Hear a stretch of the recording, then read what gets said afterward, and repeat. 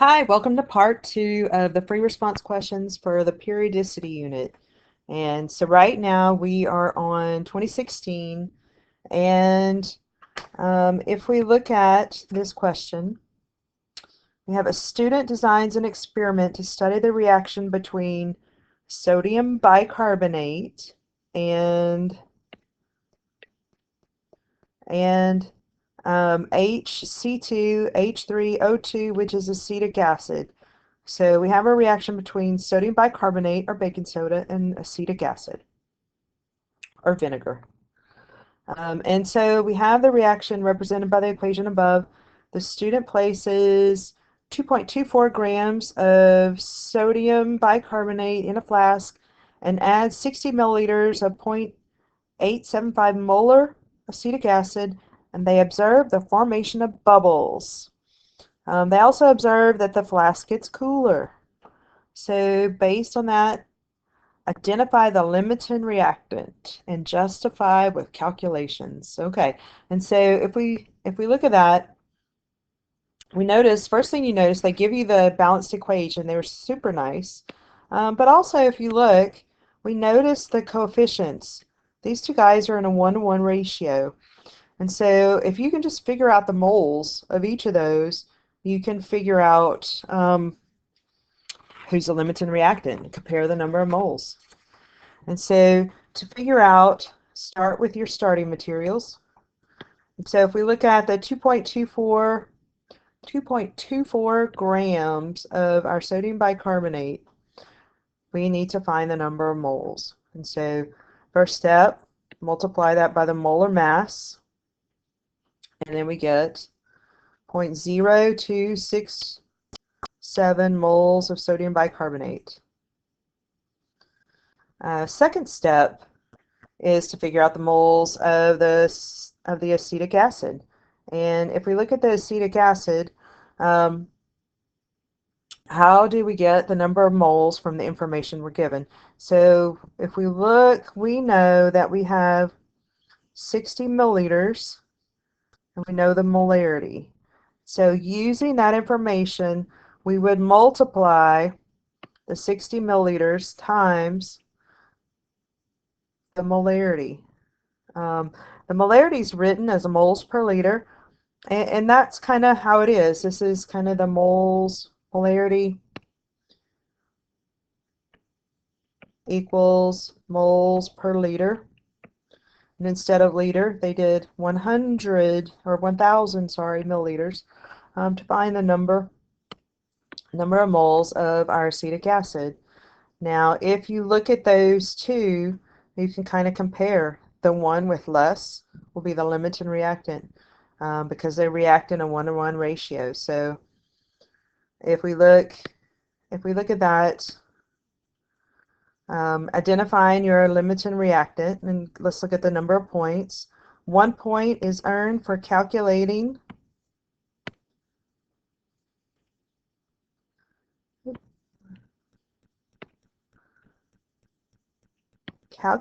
the number of moles of each reactant, and then 1 point for identifying a limiting reactant consistent with the calculations. In other words, this word consistent means if you got the answer wrong up here, if you use that wrong answer correctly to figure out the limiting reactant, you were going to be okay. Moving on, let's go to 2016 question number 3. And this is a lab question. And we have an unknown metal, and we want to know the molar mass. So a student takes a beaker and a balance and adds the metal, and we see the reading on the beaker change, going up a little bit. Then the student adds I2, and the reading goes up a little bit more. And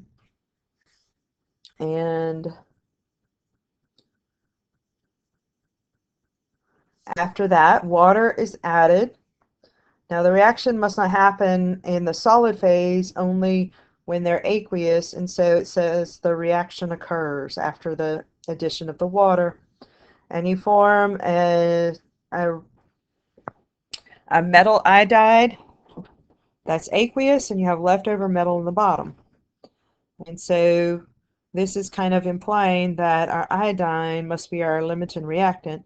And so the solution is collected and heated and reheated, and this is telling us that this is our metal iodide in the flask. So here's some numbers based on all of those things, and it says that given the metal is in excess, calculate the number of moles of iodine that reacted. So they're right here, they're telling you iodine is our limiting reactant. How would we find the number of moles that reacted? Well, if you look here, the reaction occurs, and we have this solution that we've heated twice. And so right there we have Mi. All of the iodine that's in here is the amount of iodine that reacted. So if we take, this is, let me scroll down so we can see the table a little bit better. This is the beaker and the metal and the iodine. This is all of it before.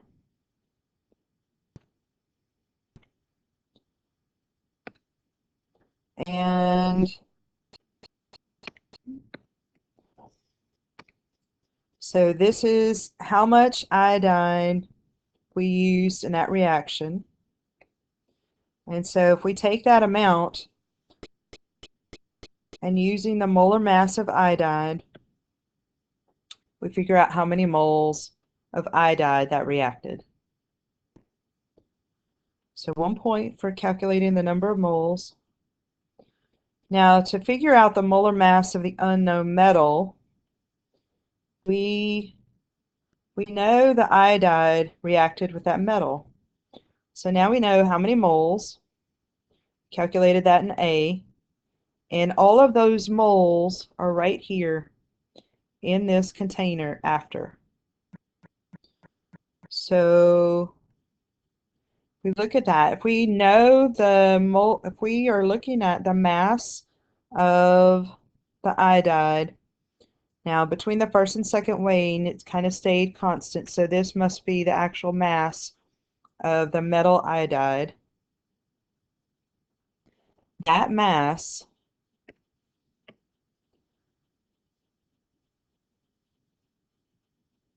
so that mass of metal, that 1.284 grams of the metal iodide minus the mass that you had up here, are just the iodide. So that will give you the mass of the metal in that compound. Now, we do know the number of moles of iodide, and we do know the formula, right? We even know the formula is Mi2. We know that the charge of that metal must be positive 2 because this is our chemical formula. And so now we know the number of moles of iodide.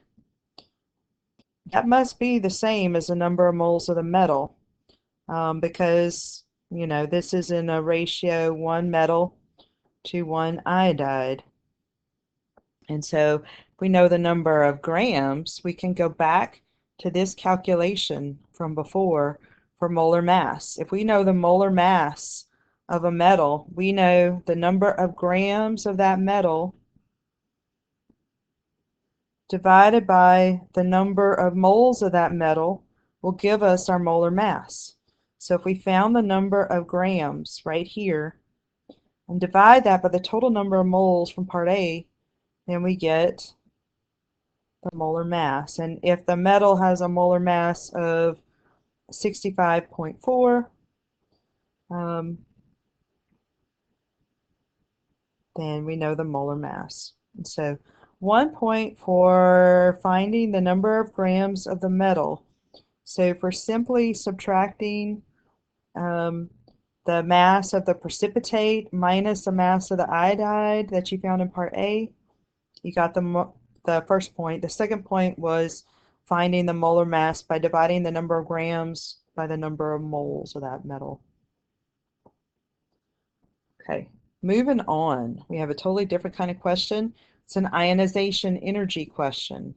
And if we look at that, we see that second period of the periodic table increasing in ionization energy as we go up for the most part. There's a couple of stair steps, and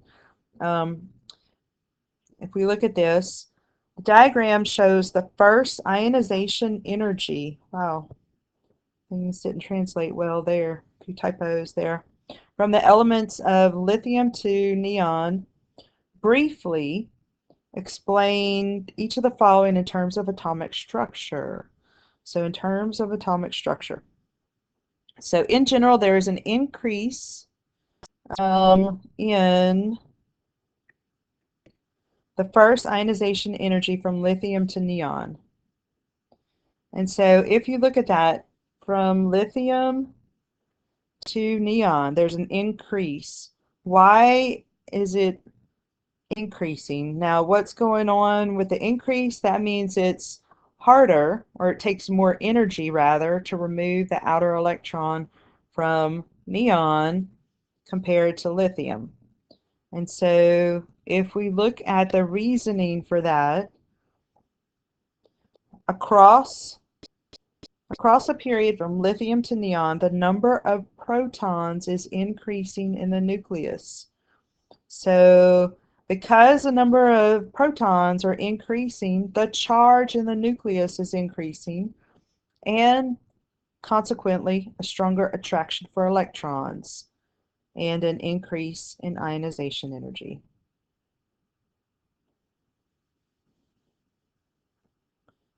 Okay. So let's look at part B. Part B, the first ionization of boron is lower than that of beryllium. And so here we go. This is just kind of asking, why does it go down between beryllium and boron? Okay. Now, if we look at that, the two P's, if we do the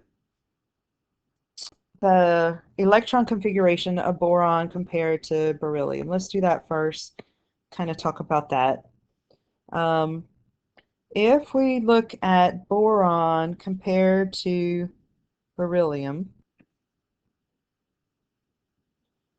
let's see, boron is, we have the 1s, the 2s, 2, I guess I should put the 2 electrons, and then for boron we have the 2 p's, versus for beryllium we have the 1s2 and 2s2.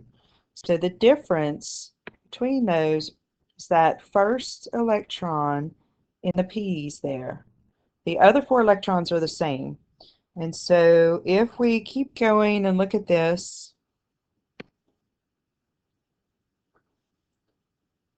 we will see that the 2p outer electron, that one is in a slightly higher energy orbital. Now they're in the same shell, but the p's are slightly higher energy, and there I would be hesitant to talk about shielding when we're talking about just an s, but it's slightly further away from the nucleus, giving it a lower energy than you would expect otherwise.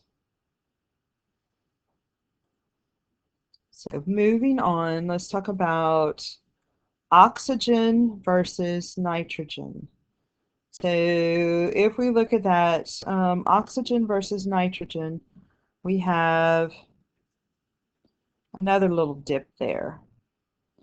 And if we look at those, we have, this is the first electron in the s, the second electron. Then the next electrons all go in the p's. And if we look at boron, let's draw the p orbitals. 1, 2, 3 p orbitals. If we look at the electrons, we have 1, 2, 3 p orbitals filled with nitrogen. Then when we add the next electron for oxygen, if you notice, that's the first electron that pairs up there. And so that first ionization energy for oxygen, why is it lower? That outermost electron is the first one that pairs up. It's a pair in that p orbital. But when it pairs up, it's repulsed a little more. So because of that electron-electron repulsion, right here, these two guys repelling each other, this electron's a little bit easier to remove than the one before it. Okay, part D, predict how the first ionization energy of sodium compares to that of lithium and neon, and explain. Now, sodium is not on this chart, but sodium would be the next element in line, and sodium is in the next energy level. And sodium's last electron that we would be talking about is in the next energy level, one full shell away. So if we think about that, that energy has to be lower. And so if you talk about sodium's ionization energy being lower, you would want to talk about it's in the third shell, which is farther away. That nucleus is a little bit further away, has a little bit less of a pull, despite the fact that the nuclear charge is greater. So those inner electrons shield that third energy level. Therefore, that electron is much easier to remove. So when you're talking about these questions, it's good to remember Coulomb's law. The reason that it's easier is the distance. The distance is a little bit bigger, so that force is a little bit smaller. But if you notice in this explanation, they talked about the charge. The nucleus didn't have that much more protons, just a little bit, one more proton. So you would expect the force to get larger, but it's less because this distance had a bigger effect. But a good answer would talk about both the charge and the distance. Okay, 1997, we're comparing ionization energies, ionic and atomic radii. So why does potassium have a lower first ionization energy than lithium? And if we look at that, what's the difference between potassium and lithium on the periodic table? So if we look on that periodic table, we will see, I'm going to kind of go down to the answer, a few things that you have to talk about. So in your discussion, you have to talk about the outermost electron, because when we talk about ionization energy, that's the one we're talking about. And you have to talk about the fact that it's further away from the nucleus than the outermost electron in lithium. It's also more shielded because you have inner shells that are shielding it. So that lithium shell of electrons, the sodium shell of electrons are shielding. So it's also in a higher energy orbital. It's in the 4s versus 2s for lithium. Okay. How about the ionic radius of N3- is larger than that of O2-. And so if we look at N3- versus O2 minus. What's the difference between those two? So if we look at a periodic table, and let me pause you and grab a periodic table.